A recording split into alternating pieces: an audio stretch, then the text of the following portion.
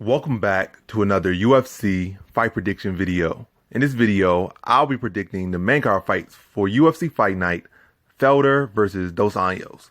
So without further ado, let's get to our first fight on the main card.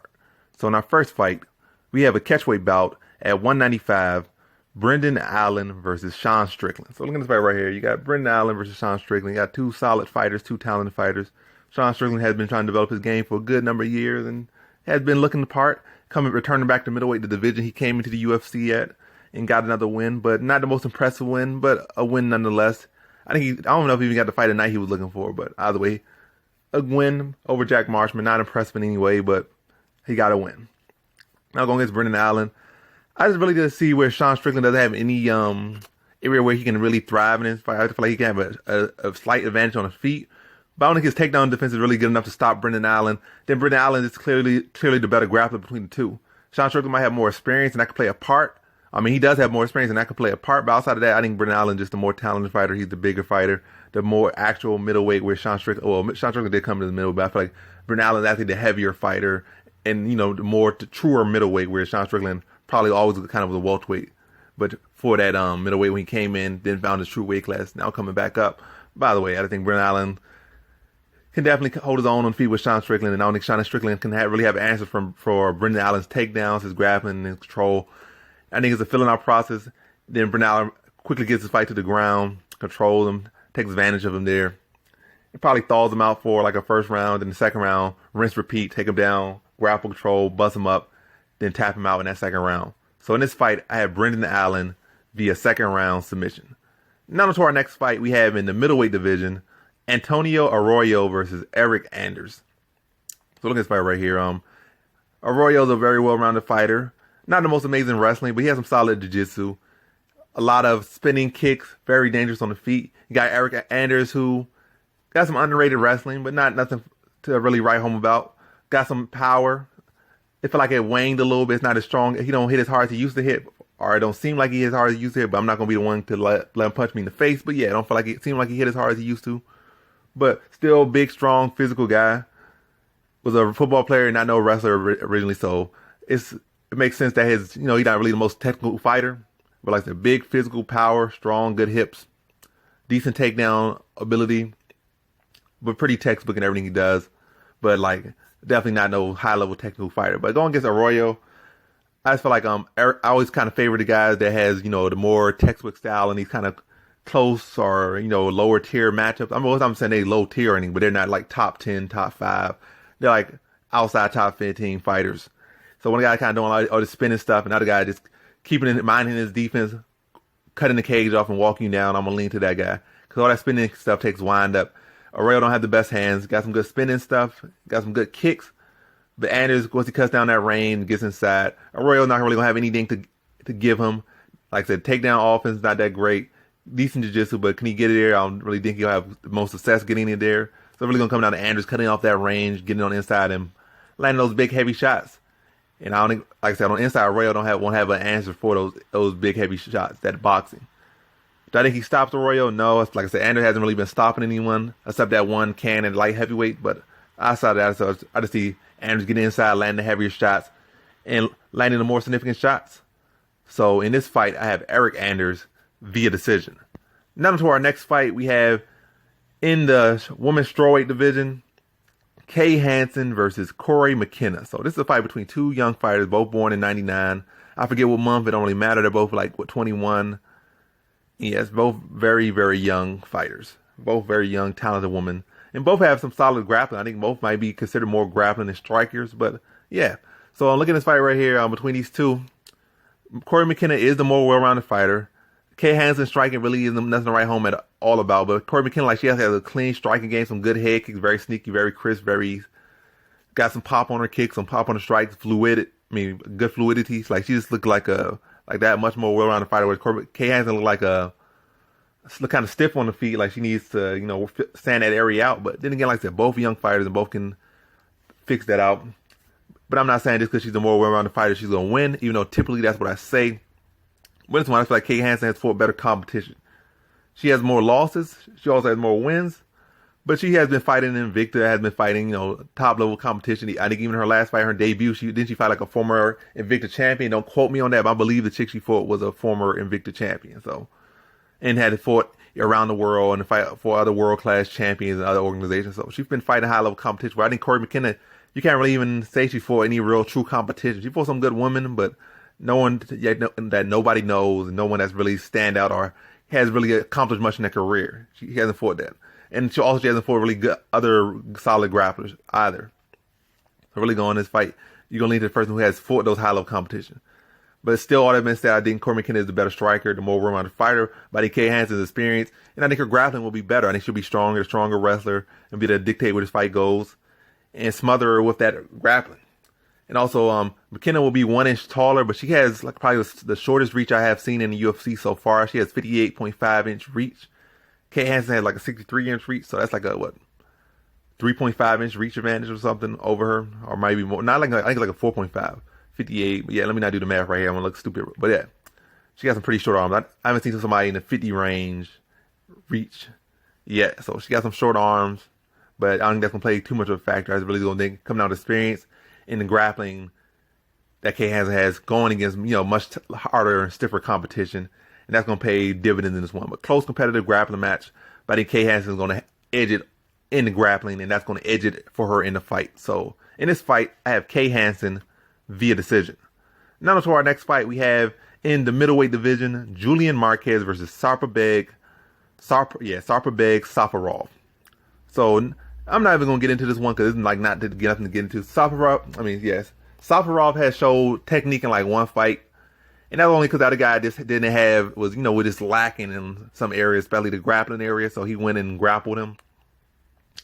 But going against Julian Marquez, I don't think Safarov's going to have the most success even trying to grapple. He's going to go back to his old style of just trying to finish the fight and get back to his car like double parked car or whatnot, or whatever they say. Like he just fights like he has to be killed kill or be killed. That's how he fights. Like he got to be killed or be killed, and got to get you out of the first round or get put out of the first round. So that's how he fights, and that's what I expect from him. I don't expect to have any success with grappling or any success with technique. Not the most technical fighter. I think Julian Marquez is by far the more technical fighter in every single area. And basically, like I said, Safarov will come in a bang. I think Julian Marquez has more power. He's faster. He's more technical, hit harder. And like I said, if he wants to, he could win him in a bar fight. And he has been winning these bar fights that he don't need to fight. So I definitely think he could go out there and beat him in a bar fight, but I think he's going to be a little bit more technical.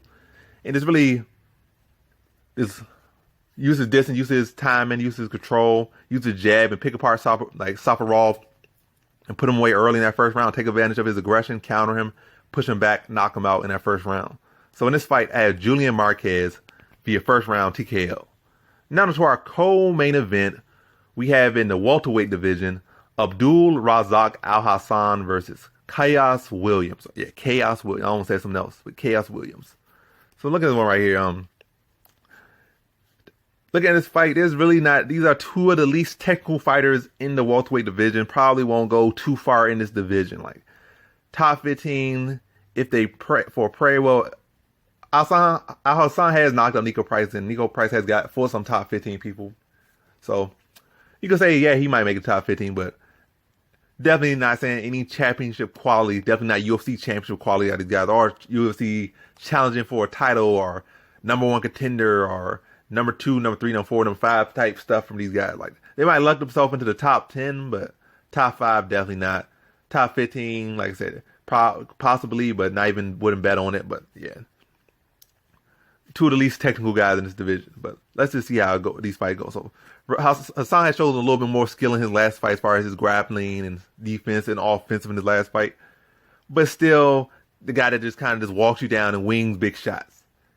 Is he just a sloppy fighter? Not necessarily, but still not the smartest fighter, not the most technical fighter, and not the highest fight IQ. Just like I said, just go out there, aim, fire those big shots. That's all he does.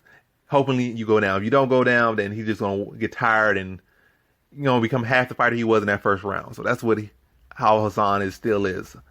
A pretty basically one-dimensional fighter, just looking for the knockout. If you don't get it, or can't get it, then who is he? No one.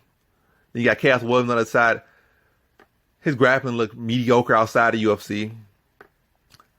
got a good frame, like he got a good, nice frame, but he also tends to get in brawls. So that's really what it comes down to. You got a got a good, nice frame, not the best technical technique or the best grappling. He has the tendency to get in brawls, going against a guy that hits harder than him and of a higher caliber than him. So you got a guy that's not going to really wrestle or, do anything else in this fight. There's going to be an Alhassan's wheelhouse. So it's going to be a striking matchup that Alhassan is going to win. Like I said, Williams not the most technical fighter. They're going to get in brawls. Williams get caught up in that. And he's going to get knocked out. And I think that happens in the first round. So in this fight, I have Abdul Razak Alhassan via first round TKO.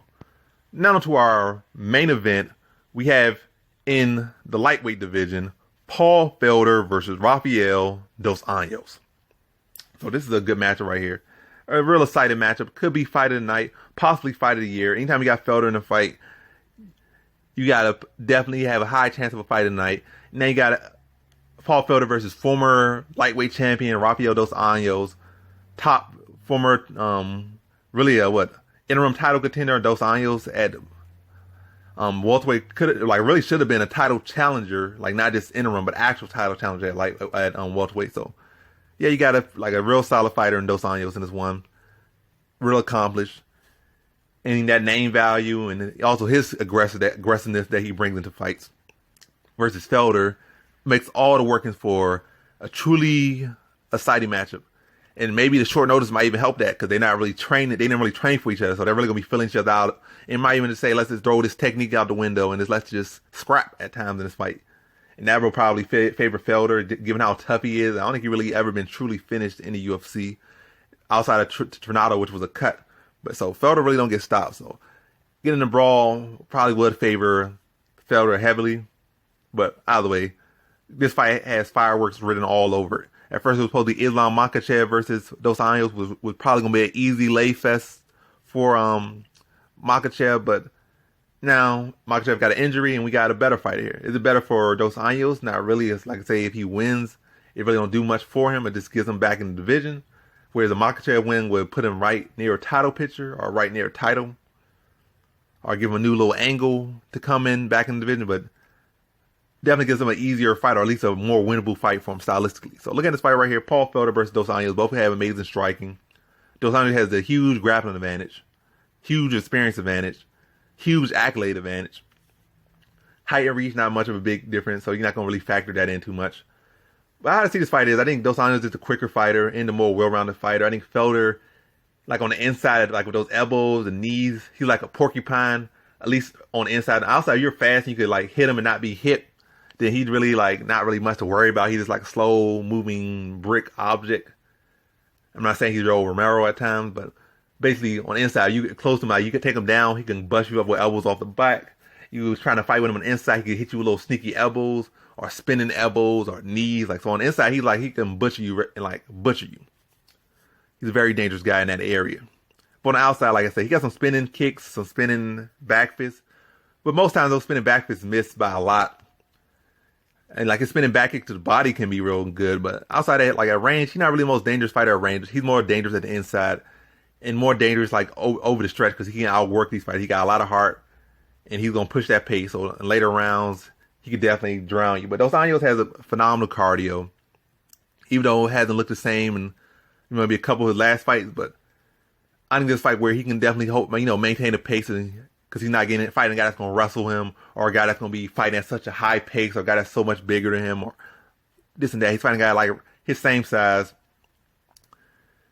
and a guy that I feel like I said he could beat to the punch, beat to the kick, out technique, and also he can mix it in grappling. Paul Felder doesn't have the most amazing takedown defense. I think it's probably around like a 68, 70. Is he a guy that gets taken down and controlled necessarily? Not really. In the Charles Oliveira fight early on, Oliveira was doing whatever he wanted to him, but he weathered the storm, waited till Oliveira wore himself out when he couldn't get into submission and then finished him. And in some other fights, he got taken down. Tornado took him down a couple times, but yeah, not the best. Hooker took him down too, so not the best takedown defense, but definitely not a guy that's going to be easy pickers on the ground. So I do think Dos Anjos was able to get some takedowns on him, use his, third degree black belt or fourth degree black belt, and get some control time on Felder, get some points on Felder. Then also with the mixing of the takedowns, get him worried about the takedown, the mixing kicks to the body, overhands, blitz, pushing back. But nonetheless, very high-paced, exciting matchup. But I just think it comes down to Dos Anjos being more technical, being more experienced, being faster, being sharper, and using his skills, using his tools he has. Like I said, mixing the takedowns, getting points, getting control time, getting the different looks, feet, mixing his kicks to the body, mixing his angles. But I said, not like saying it's going to be a one-way traffic and it's going to be a close fight, but really it's going to come down to Dos Anjos having that slight edge in the striking, and then the takedowns, which are going to edge the fight for him.